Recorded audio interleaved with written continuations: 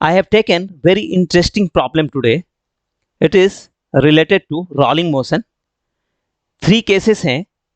Case ए में sphere और inclined plane के बीच कोई फ्रिक्शन नहीं है. केस बी में इंक्लाइंड प्लेन और स्फेयर के बीच सफिशिएंट फ्रिक्शन है रोलिंग मोशन प्रोड्यूस करने के लिए.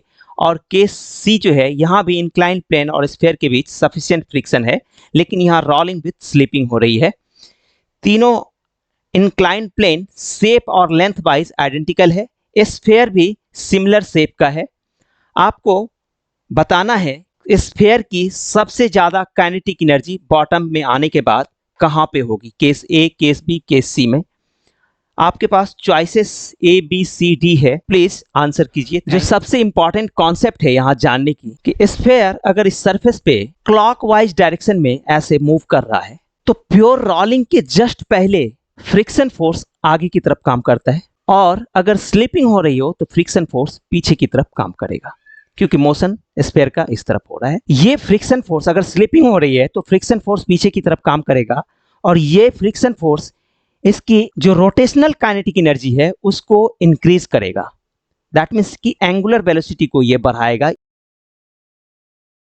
फ्रिक्शन फोर्स की वजह से एक टॉर्क एग्जिस्ट करेगा Fr, और इस टॉर्क की वजह से एंगुलर स्पीड बढ़ेगी और सेंटर ऑफ मास की टाइम आएगा डिक्रीज, जब ये Vc Wr angular velocity into radius इसके बराबर हो जाएगा, और ये केस प्योर रोलिंग का होगा. और जब प्योर रोलिंग वंस स्टार्ट हो गया तो कोई फ्रिक्शन सरफेस के बीच काम नहीं करेगा. तो ये केस जो है यहाँ भी work done by friction force pure rolling के केस में 0 हो जाएगा. कोएफिशिएंट ऑफ फ्रिक्शन का वैल्यू जो है यहाँ 0 है स्फेयर और सरफेस के बीच. तो यहाँ भी work done by friction force क्या होगा, 0 होगा.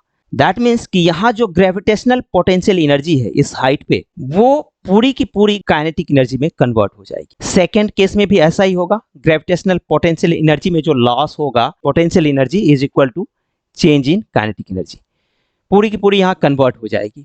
लेकिन थर्ड केस देखो, केस सी जो है, इस केस में काइनेटिक एनर्जी में पूरी की पूरी ग्रेविटेशनल पोटेंशियल एनर्जी कन्वर्ट नहीं हो पाएगी, क्योंकि फ्रिक्शन के अगेंस्ट में वर्क करना हो. फिर जब रोल करके बॉटम में आएगा तो सबसे मिनिमम काइनेटिक एनर्जी Kc की होगी, और इन दो केस में काइनेटिक एनर्जी इक्वल होगा.